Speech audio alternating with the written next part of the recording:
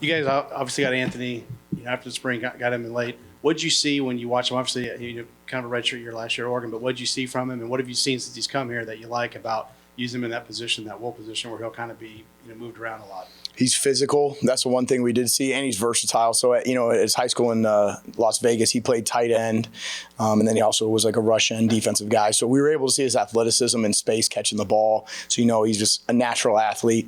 And the things we watched while, scouting from Oregon was just a physicality factor, which is something that we have to have at that bull spot.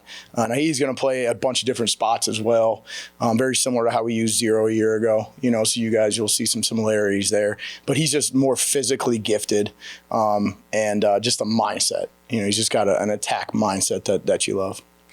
All right, so move on to Jack, please. Since I know you do special teams also, I wanted to ask you just about the kicking. And obviously, you have a true freshman in here, Nico, that is kind of coming in here trying to win the job. Just what have you seen from him this fall camp, and just what kind of impresses you about him? Yeah, he's got a chip on his shoulder, and the thing I'll give Nico a lot of credit for. He's an extremely confident young man. So very pleased with him so far. He is a freshman. So you try to build it and bring him along slowly and adapt him into the environment. Because it's going to be different. But he comes from a big time high school. That plays some really good football down in Texas. He's kicked in the All-American game, so he's been in pressure situations, which you love. And we're going to put him in pressure situations. We put him in one today, and he answered the call, which is what you expect. Chris has done a much better job recently, the past week and a half as well, really coming together, and Alex has been serviceable as well. So feel really good about where we're at right now, moving forward with those three guys, and it's exciting to see.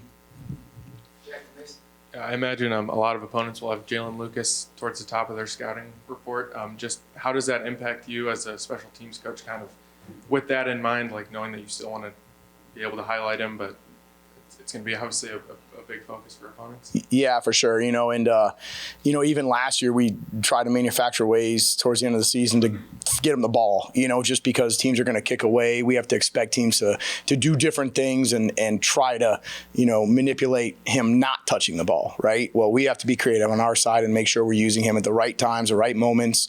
So there's a variety of things schematically that we're working on to make sure that he's in a position to field the footballs, whether it be kick return, punt return, and obviously offensively, because he's a dangerous weapon. There's a reason he was a first-team All-American last year, and we've got to find ways to get him the ball and get him returns. And when those opportunities come, the other 10 guys in the field have to do their job because he is so explosive. You can't relax when he's out there on the field. You've got to get the other 10 guys blocking for him and using their techniques and making sure they're giving him time to field the kicks and field the punts and those things. So that's really what it's going to come down to, because we know what he can do with the ball in his hands. It's going to come down to the other 10 guys that are going to be able to out-execute our opponents. A couple weeks from kickoff now, how much what are your kind of expectations for rotation depth at the outside linebacker, that bowl position kind of pass rushing? You're going to see more than we have in the past, and that's a really, really good thing. We feel really good about three guys. And so, using those, and last year we saw a lot of times Lance was on the field with Miles and Deshaun. We had those three guys on the field and at multiple times. I think you'll see some of those things based off of situations that show up during the game. But I feel really good about it. I would expect to see a heavy dose of Miles, Linnell, and Anthony throughout the game. And the beautiful thing is they can keep each other fresh. That's kind of been our challenge to them is, hey, look, everybody's got a job to do. You've got to get in there. You got to do your job. If there's only one outside linebacker in the game at that point in time, he represents the entire room. How he plays, how he acts, the plays he makes, the plays he doesn't make, all those things. He is going to represent our room. And so each one of those guys is really taking that challenge personally. They've been phenomenal teammates, which is awesome to see. They coach each other up. They're talking to each other. They're subbing. If one guy gets gassed, boom, the next guy in. That has to be a weapon for us. For a guy to come in fresh that has a great skill set that can be able to get after the quarterback, we have to use that. So I think they've got a right frame of mind, but you'll see a very strong rotation between those three.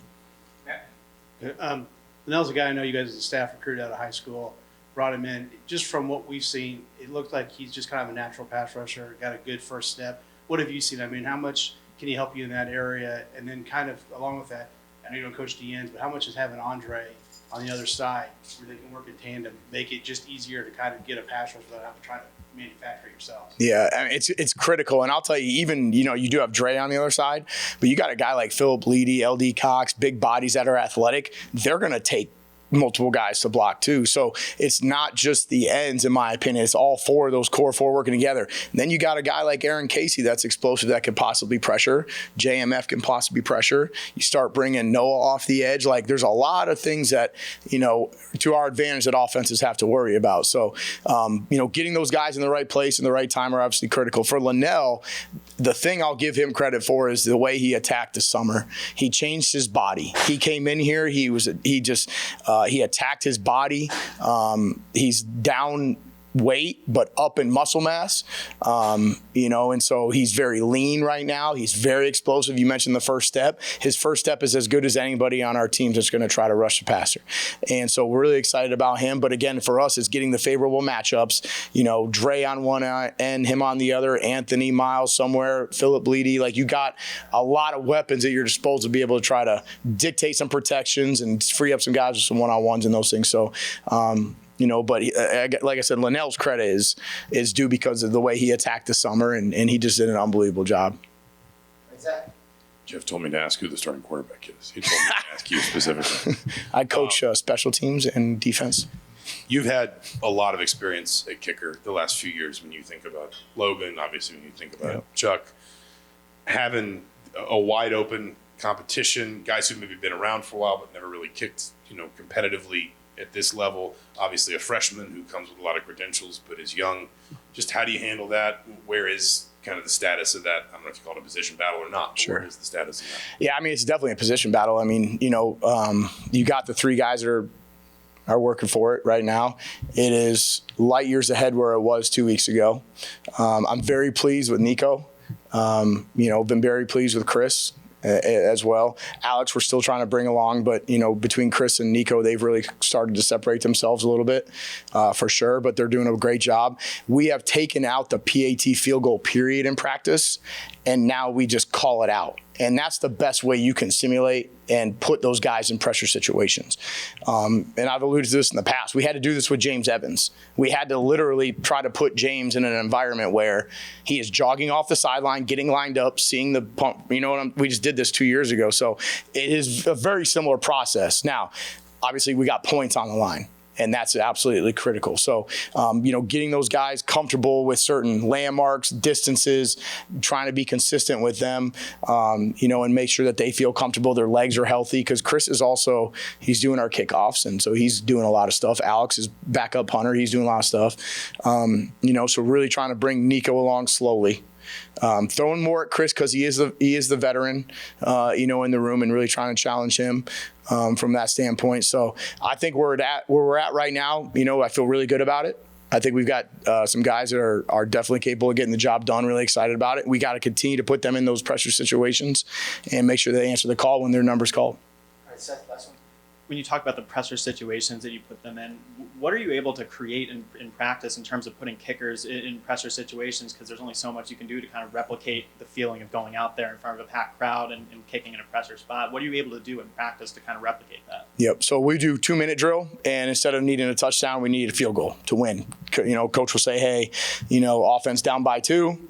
Right? Defense, you got to get a stop. So you're trying to simulate that for the offensive defensive perspective. We did a Mayday field goal today, which is 40. We had a situation, it was 45 seconds on the clock, no timeouts. Offense, it was down 2. I think they got the ball around like midfield, right? So you got to pick up a couple first downs, run the field goal unit on the field, kick it, and so those are the situations you can put them in. And then you can, we call the defense out. Coach Allen's out there with the air horn. We're surrounding them. We're loud, trying to make it sound like we're in the stadium. The whole defense is on the field, right? I mean, as close as we can get without bothering their operation. And we're yelling, we're screaming. You just try to, anything you can do to boggle their mind, right? And get their mind off of the job that they have to do, right? There's sometimes you can say things, get in their head a little bit if you want to have some fun with them. So just trying to continuously put that pressure on them. But you're right. It is different when you're kicking in Memorial Stadium, and so you've got to try to continue to just out execute it, get their confidence built, right? It's going to come with the preparation that we're giving them. You tell them you've been doing this, you've done this, you just keep hammering it home with them, and it'll show up on September 2nd. I'm confident in that. All right, kids. All right, thanks, guys.